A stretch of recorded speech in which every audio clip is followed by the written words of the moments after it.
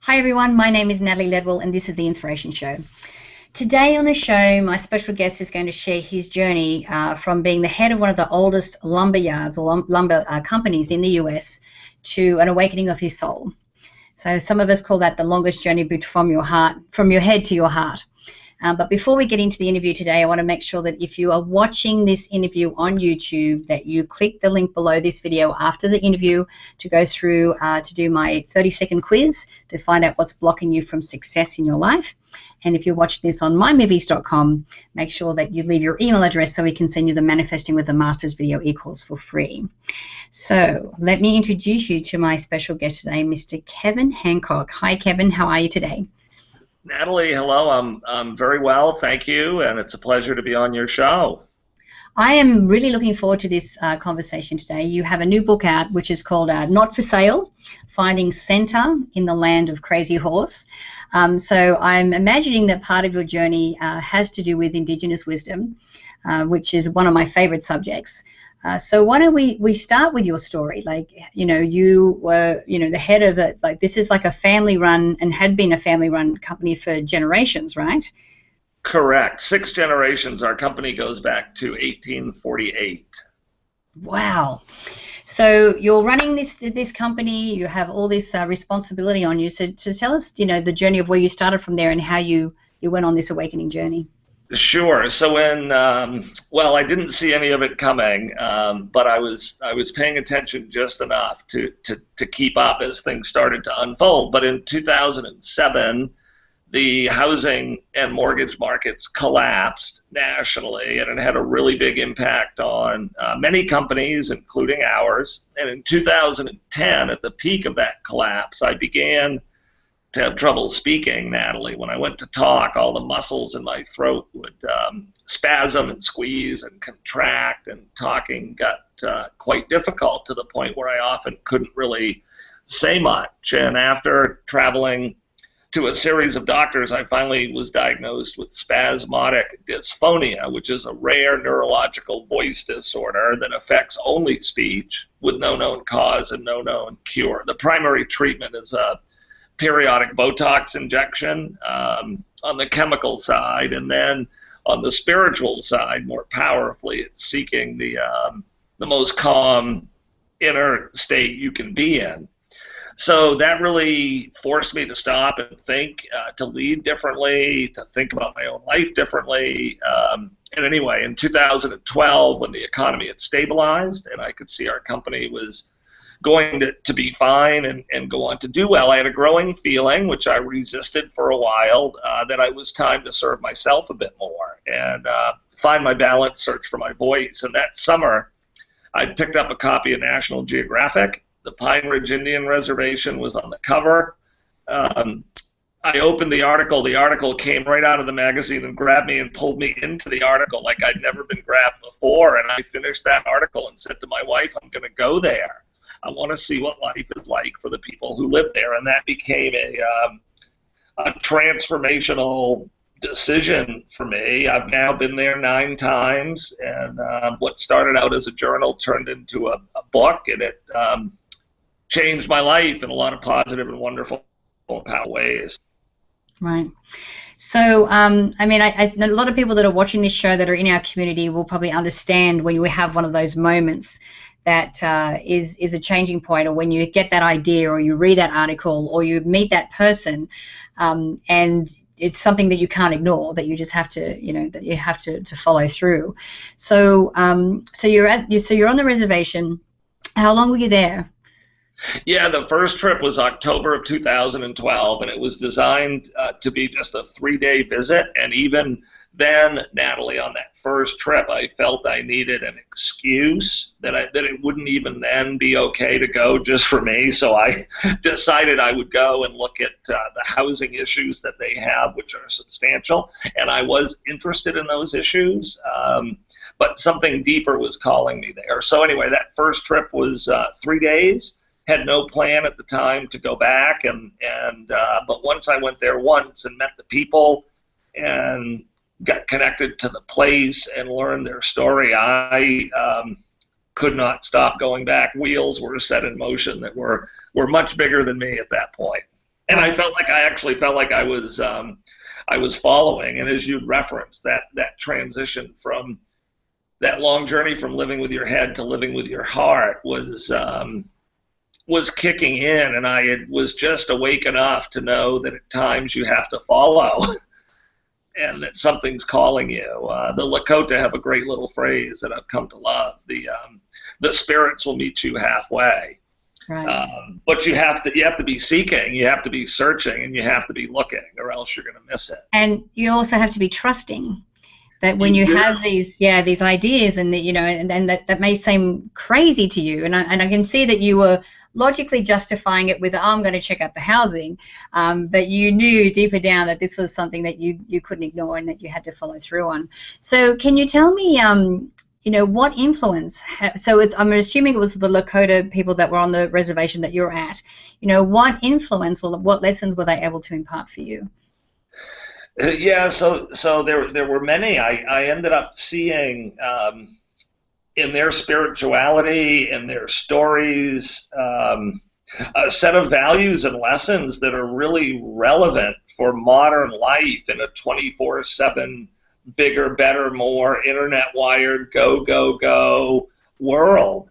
And the big one, the two big ones were one, serving yourself, searching for your own true voice, finding quiet and peaceful ways to stop and listen to the whispers of your own soul. That was the first big lesson. And the second, what was this notion that we're all related. The Lakota say mita kue oyasin, which means we're all brothers, or all things are one thing. And this notion that everything that lives, has lived, or shall live is all made up of the same stardust and particles. It all came from the same source, and it is all connected. And once you go back to see it, once you start seeing other people that way, other living things that way, it's a complete paradigm shift that I also think the world needs really badly right now, because there's so much tribalism in the world today, small groups banding together and excluding others. Yeah, absolutely. I just was at my Transformational Leader Council meeting last week, and this was a big point of discussion for us about how we can show up differently to take down these invisible barriers, that we ridiculously impose. Because you're right, we are all one. We all are the same people. We're basically, these incredible souls, walking around in these meat suits that we put labels on that don't really mean anything when you understand the essence of who we really are. Yeah. Right. No, and I would just say it's so fun to talk to you, because so many of the ideas that I just hear you speaking to were ideas that I encountered on my own there as well. And one that I write about extensively in the book is this notion that we are surrounded by artificial barriers that we've convinced ourselves are real, but they're not. For example, every time I leave the reservation and I drive from South Dakota to Wyoming, I stop at that artificial boundary line, the sign, and I smile and I laugh and I take a picture of it, because we've convinced ourselves that lines like that are real, but they're really not what we think they are. Yeah. So out of the lessons that and the wisdom that was imparted upon you, what do you think is the number one lesson or piece of advice that you apply in your life every day that you think has made a big difference? It's strengthening the voices of others, and this lesson was a combination of my own voice disorder plus what I saw at Pine Ridge. What I saw at Pine Ridge was a story of those who had power overreaching, going too far, and taking more than they should have, which, when you step back and look at the history of the planet, is a story that has played out time and time again in human history, that leaders often go too far, and that in the Aquarian age, the number one leadership trait is actually restraint, which is having the power but not using it. And I came to see the loss of my voice, which I originally thought was a problem or a disability, the partial loss of my voice, as a blessing and a calling to do what I could to help strengthen the voices of others, especially those who don't feel like they've been heard, either in a community like Pine Ridge that does not feel heard for historic reasons, or in a business setting where often, if you're not careful, many of the people that work in a company can feel like they're just workers and that what they think doesn't really matter. So I've been able to take that idea and use it pretty much everywhere I go, whether it's Pine Ridge, South Dakota, or Hancock Lumber Company in Maine. Yeah, awesome. So when you look back at the life that you had before you met the Lakota, what were some of the things that I wouldn't say that you would do differently, because I think, you probably agree with me that everything happens for a reason, and that this is the reason that, that this journey that you were on. But if someone was on that path, some things that they, might be able to change or improve to be able to improve the quality of their life. I was much more dogmatic then. I had my own view of pretty much everything, as we all do, and that's fine. We're all human, so we have our own view. But I couldn't really see often how other people could have a different view, and I've totally learned to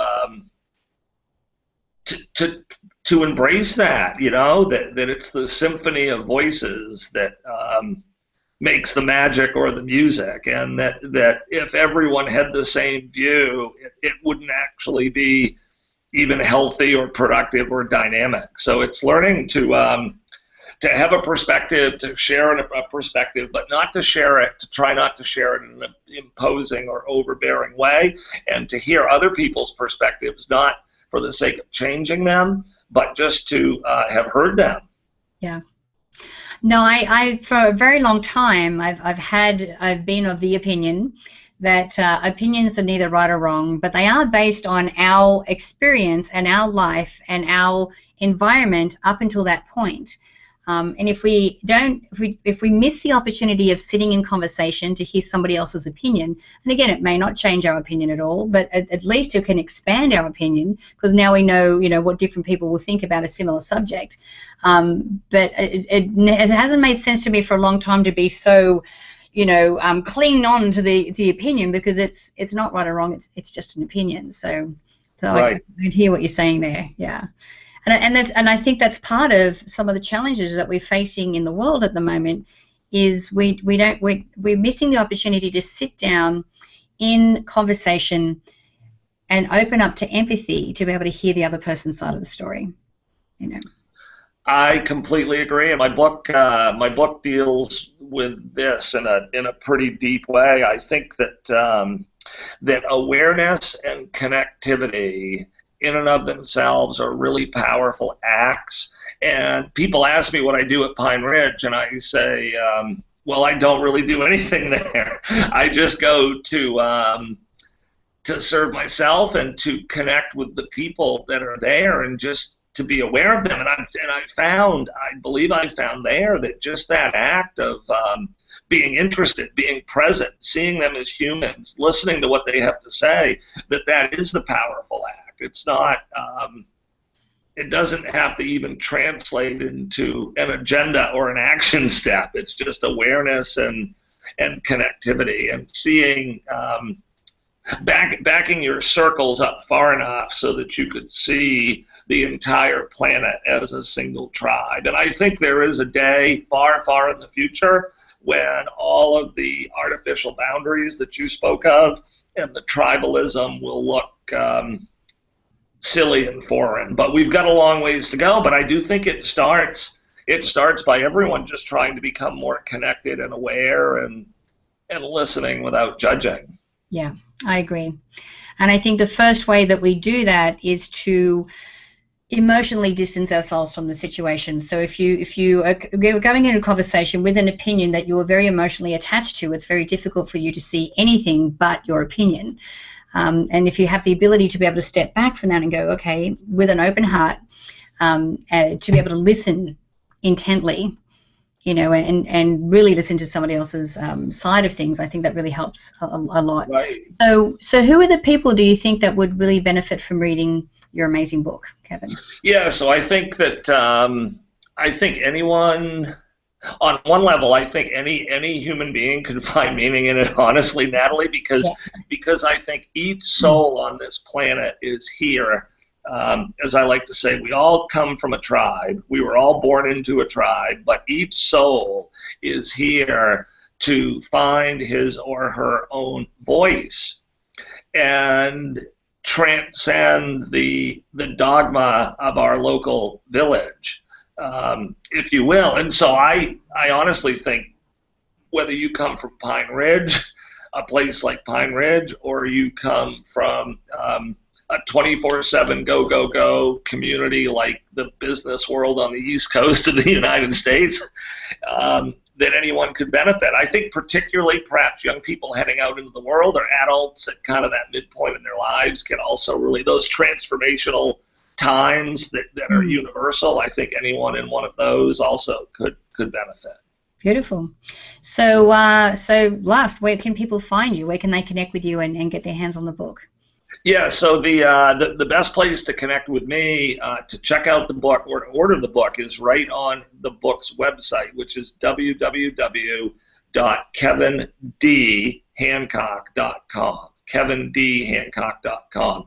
And I see and sign all orders placed on that site. People can communicate with me on that site. The book's also available on Amazon and many other places, so there are lots of good places to get it, but the book website's a great place to go. Beautiful. Well, thank you for joining me, Kevin. It's been a fantastic conversation with you, and I'm glad that we get to share this with the community. Thanks for joining me. I'm honored you had me, and thanks for everything you do, Natalie. Great job. Wonderful. So guys, I encourage you to share this video, and you can do that by clicking the Facebook and the Twitter share buttons on this page. Also remember, if you're watching this on YouTube, click the link below to do my 30-second quiz to see what's blocking your success, and leave your email on the page here so you can get the Manifesting with the Masters video e-course if you're watching this on mymovies.com. Don't forget to click on the banner, which will go through to Kevin's site, so you can find out all about the book and his amazing journey. And until next time, remember to live large, choose courageously, and love without limits. We'll see you soon.